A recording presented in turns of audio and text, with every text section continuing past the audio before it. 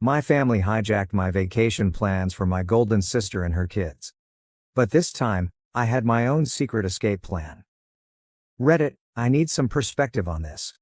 I need advice with my family predicament, which has been accumulating for decades, but it's a long one. Despite growing up in a seemingly typical suburban Massachusetts family, I, 35 degrees Fahrenheit, have always struggled with this particular dynamic. The golden child has always been my older sister, Kate, 42F. Our home has been a monument to Kate's life since I can remember, with every wall adorned with her accomplishments and every discussion focused on her life. My parents were too busy getting ready for Kate's college interviews to buy a cake for my 10th birthday, which I can still clearly recall. They even attempted to pass off Kate's leftover graduation cake, which still had her name on it, as my birthday cake. As I grew up, Kate's accomplishments eclipsed every significant event in my life. Kate had recently been selected to the debate team, so my parents were hardly aware that I had made the honor roll in middle school. Kate had to tour a college campus, so they were unable to attend the ceremony when I won a local painting competition in high school. Knowing that expressing my accomplishments would only elicit a brief, "That's nice, dear," before the topic of Kate was brought up again, I learned to celebrate them in private, in my room. Even our possessions revealed the priorities of our family. The newest technology, stylish clothing, and everything Kate needed for her many extracurricular activities were always in her room. In contrast, my room was filled with hand-me-downs. When I expressed interest in taking music lessons, I had to make do with Kate's abandoned violin, her old clothes, and her old school supplies. I had trouble playing the violin since it was too large for me. We already spent so much on Kate's piano lessons this year. My mother responded in response to my request for a suitably sized one. All the way through high school, the trend persisted. I was forced to use borrowed library books to study while Kate received private instruction for her SATs. My parents took out a loan for her to buy a car for college. They advised me to take the bus when I needed assistance getting about. Kate's needs and desires were at the center of every financial choice, family discussion, and holiday preparation. It was really difficult in college. With the full backing of our parents, Kate had earned her degree from a renowned university. They could only agree to pay half of the tuition at a public school when it was my turn. They clarified, "We're still paying off Kate's student loans. You'll need to figure out the rest on your own." In order to make ends meet, I worked 2 part-time jobs while I was a student, frequently dozing off over my textbooks. Kate, in the meantime, was beginning her career at a position our parents had helped her land through their contacts. 7 years ago, Kate got married, and everything changed, or rather, grew worse. For a whole year, our family's whole attention was on the wedding. For her ideal wedding, which included a designer gown, an opulent location, and a guest list of more than 300, my parents took out another loan. Despite their concerns about the payments, I recall hearing them in the kitchen one evening and their insistence that nothing was too good for Kate's special day. Was there ever any question that she was her maid of honor? I was supposed to coordinate bridal showers, plan a lavish bachelorette party, and manage any minor emergencies that arose. My mother told me, "Don't be selfish, Elizabeth. This is your sister's special time." When I expressed how stressed I was with juggling these obligations while working a full-time job, the twins followed. Our parents were ecstatic when Kate revealed she was expecting twins. Even though they were still repaying the wedding loan, they contributed to the down payment on a home close to them. I witnessed them spend their retirement money, which they claimed they couldn't access when I needed assistance with college, on the day they signed those documents. However, they claimed that this was different. "This is for our grandchildren." Who was the default babysitter, you ask? Yes, I do. It started out as sporadic babysitting. The request, "Elizabeth, could you watch the boys for a few hours?" became a weekly ritual, which was later extended to evenings whenever they had appointments. My parents were in favor of this arrangement, stating, "This is what family does." Kate and her husband Jack, 43 million, assumed that I would always be there to assist them whenever I attempted to object. Even while I adore them, the twins, who are now active 7-year-olds, are draining. The routine is the same every weekend. Kate unexpectedly drops them off at my place, usually with a pretext that she needs me time, or has essential errands to run. The lads run amok, transforming my tiny apartment into a catastrophe. Kate starts crying about how overwhelmed she is when I try to set limits or ask for advance warning, and my parents criticize me for not being supportive. I put in a lot of overtime to establish myself in the marketing industry. I recently received a promotion offer that would involve greater hours and more travel. My mother remarked, "But what about the twins? Your sister needs you here." Kate added, "You can't take that job, Elizabeth. Who will help me with the boys?" When I brought up this topic during a family dinner in the hopes of receiving some congratulations, it seems as though my time, profession, and life are completely irrelevant. My father adds, "Family should come first, Elizabeth." My mother always responds, "Your sister has 2 children to look after. You don't know what tired really means." When I tried to explain how overwhelming it all is, Kate accused me of being envious of her life and her kids. She replied, "You're just bitter because you're still single," as though my marital status were the only factor that determines my value as a person. After a particularly demanding weekend with the twins, I made the decision to finally treat myself to a beach vacation last month. They had successfully damaged my laptop and left permanent markings on my couch. I knew I needed a vacation. I discovered a small, unpretentious resort in Florida that was ideal for a tranquil retreat.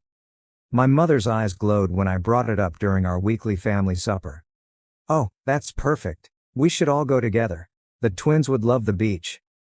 Before I could protest, Kate had already begun organizing events. She stated, "You can take the boys swimming while Jack and I have some alone time," as though my trip would naturally turn into a time for them to be looked after. In exchange for my assistance with the twins, of course, my parents even offered to upgrade my reservation to a superior resort where they would all stay. Totally disregarding the fact that this was meant to be my vacation, they began organizing activities and outings centered around what the twins would like. I made a choice that would alter everything while I was lying in bed that night. I reserved a separate resort on a quiet little island. I kept the change in plans a secret from everyone. Silently, I began preparing by scheduling time off work, packing my things covertly, and ensuring that my emergency fund was available. Even though I know it's dishonest, I simply couldn't stand it any longer. At the airport, they will be separated from us. While I board my flight to another location, they will be traveling to Florida. I've disabled location sharing and am ready for the inevitable criticism. Yes, I am aware that there will be drama. Yes, I am aware that they will be upset. But I want to prioritize myself for the first time in my life. I've been the dependable sister, the ideal daughter, and the always available aunt for 35 years. To meet my family's expectations, I've given up my social life, my weekends, and my own needs. I was constantly babysitting, so I missed out on dating prospects. I have declined advancements that might conflict with the needs of my family. To be there for them whenever they need me, I've put my personal life on hold. Right now, I'm fleeing a lifetime of being taken advantage of, not just a holiday.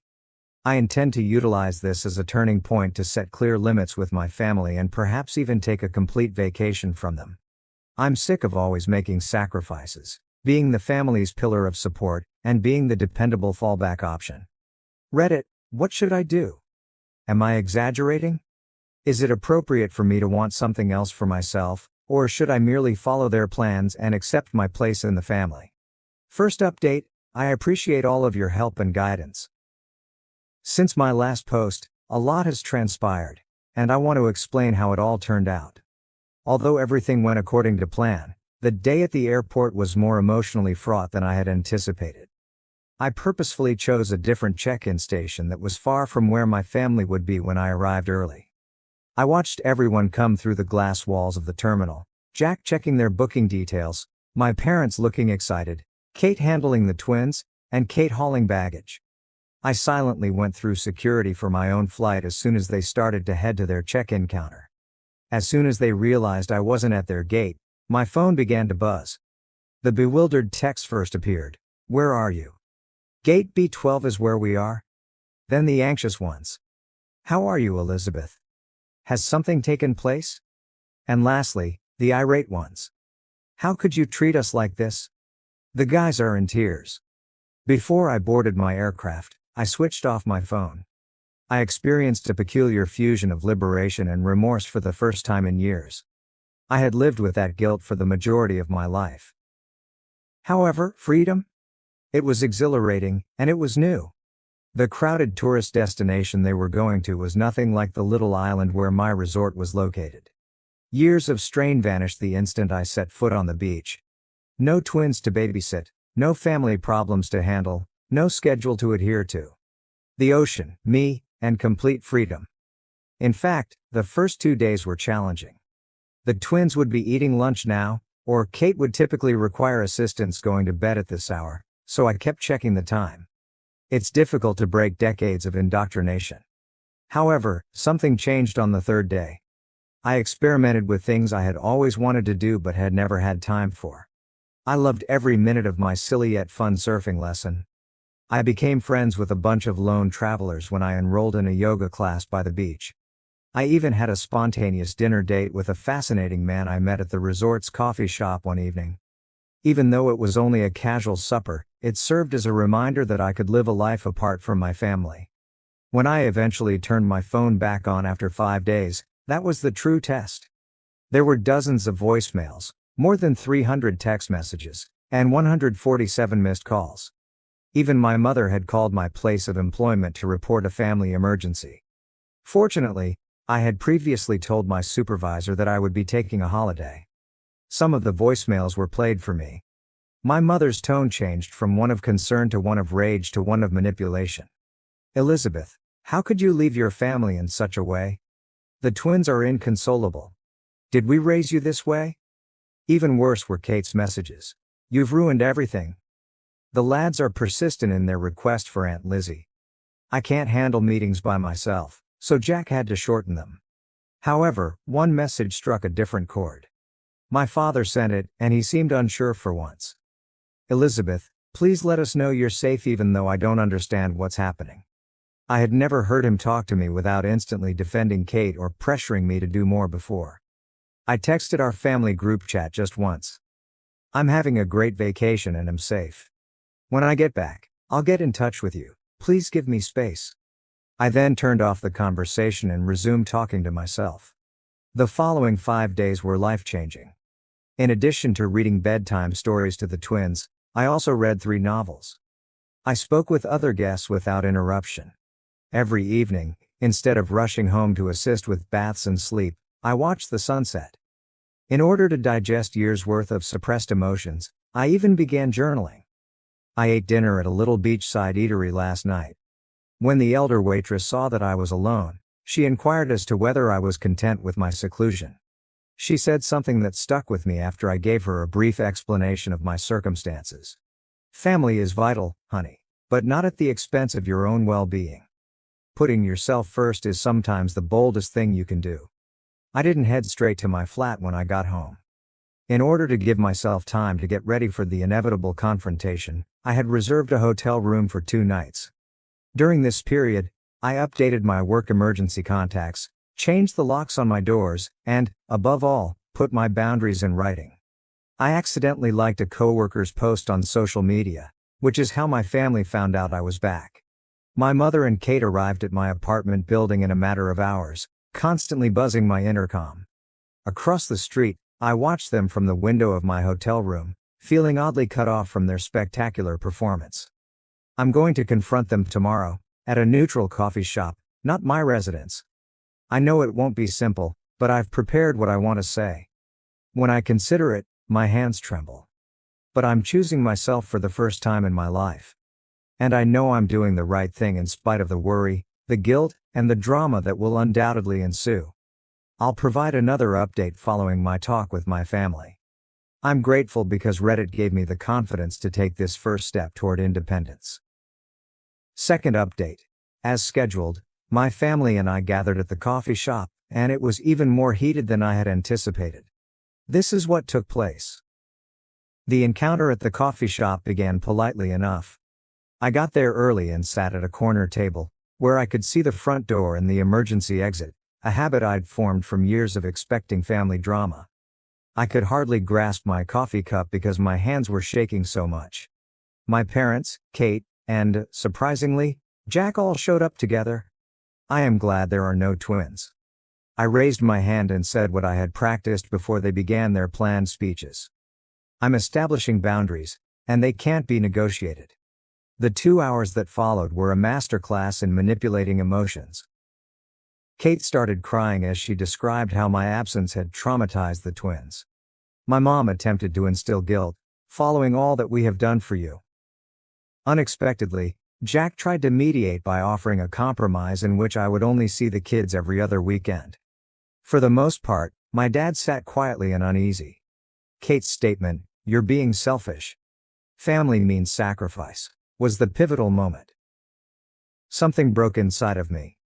Clearly but calmly, I responded, "Yes, family means sacrifice, but it's supposed to go both ways. When was the last time any of you sacrificed anything for me?" The ensuing hush was deafening. I revealed everything for the first time: the years of being Kate's second best friend, the unfair financial treatment, and the ongoing belief that my life and time were not as valuable as theirs. I then showed them my calendar for the previous year, with every weekend designated for babysitting and every holiday tailored to their requirements. Attempting to interrupt, my mother said, "But that's what aunts do." I responded by saying something I had never before dared to say. "No, that's what paid babysitters do. And Kate, if you need this much help, maybe it's time to consider hiring one." From there, the discussion took a different turn. My mother followed Kate as she rushed out. Remarkably sorry, Jack remained and acknowledged that they had exploited my availability. After remaining silent for a while, my father said, "We never meant to make you feel this way. It was something, but it wasn't an apology." I carried out my strategy when they departed. I relocated to a different area of the city and got a new apartment. Although it's smaller than my previous residence, it's in a safe building with a doorman who has been informed of my predicament. Only my workplace and a select group of close pals now have my updated phone number. Rebuilding my life from scratch was the most difficult aspect, not the relocation or the planning. I had no true hobbies and few close acquaintances because I had spent years being there for my family. I began modestly. I enrolled in pottery lessons, joined a local reading club, and accepted dinner invitations from coworkers that I had previously consistently declined. It was a weird first weekend of real freedom. I did things that were previously unthinkable, including staying up late, going to a farmer's market, and spending hours perusing a bookshop. Kate didn't text me urgently. Mom doesn't make guilt-tripping calls. No requests for last-minute babysitting. My family's response to my relocation was harsh but expected. When my mother attempted to contact me via the company switchboard, they learned that my new job does not allow personal calls during business hours. On one occasion, Kate even visited my office, but security was alerted beforehand. She wrote a tearful letter accusing me of destroying our family. Jack was the source of the unexpected development. He apologized by email for his part in making the scenario possible. At first, Kate objected to him taking the twins to events on the weekends, but she has since come to terms with it. It's a minor yet important modification. My folks are having a hard time adjusting. Dad occasionally texts, usually in an embarrassing attempt to strike up a conversation. Mom fluctuates between angry outbursts and icy quiet. She left a voicemail last week stating, "When you're done with this rebellion, we'll welcome you back." This isn't a phase, and she doesn't get it. My new reality is this. Without regular family interruptions, work has significantly improved. I'm more productive and focused. After noticing the shift, my supervisor assigned me to oversee a significant new project. For the first time in years, I'm also dating casually, but I'm taking it slow. Internally, there has been the biggest shift.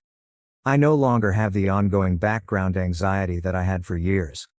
I've started exercising frequently, improved my diet, and slept better. According to my therapist, yes, I have finally begun therapy. I am beginning to recuperate from what she refers to as chronic family stress syndrome. The twins sent me a gift last weekend that included handcrafted notes expressing how much they miss me. Even though it was bittersweet, I remained resolute. I carefully wrote them back to let them know that, although I love them, I need some time to look after myself. I had to write it even though Kate is unlikely to read it to them. There's a lightness about you now. You look years younger, observed an old acquaintance of mine when I ran into her yesterday. She is correct. I feel lighter in spite of the angry texts, the efforts at emotional manipulation, and the guilt that still surfaced. More liberated. Family love shouldn't feel like a prison sentence, I'm discovering. Respect for personal space, acknowledgement of one's own needs, and reciprocal assistance, rather than only one-sided sacrifice, are all components of true love. My new flat will be 1 month old next week. This is the first time I've ever dared to throw a tiny housewarming celebration. Only a few buddies from pottery class, book club, and work. No expectations, no drama, no family, just individuals who embrace me for who I am. I'll provide another update soon. I'm grateful to Reddit for giving me the confidence to make a life shift. Update 3. Completed update. It has been a life-changing 3 months, and I want to describe how it has all come together. The confrontation I had been dreading and anticipating arrived last week. My father unexpectedly came up to my place of employment. His method was distinct from Kate's emotional manipulations or my mother's prior frenzied attempts. When he asked if we could have lunch together, he was composed, even resigned. We got together at a peaceful eatery close to my workplace. For the first time in my life, he truly saw me as his daughter, not as Kate's sister or the family's fallback option. He remarked, "You look healthy," in a startled tone. Happier. The fact that he hadn't seen my discontent for years weighed heavily on the observation that lingered between us. The family had presented him with a proposal. They were prepared to make concessions. If I agreed to take back my place in the family, I could have every other weekend off.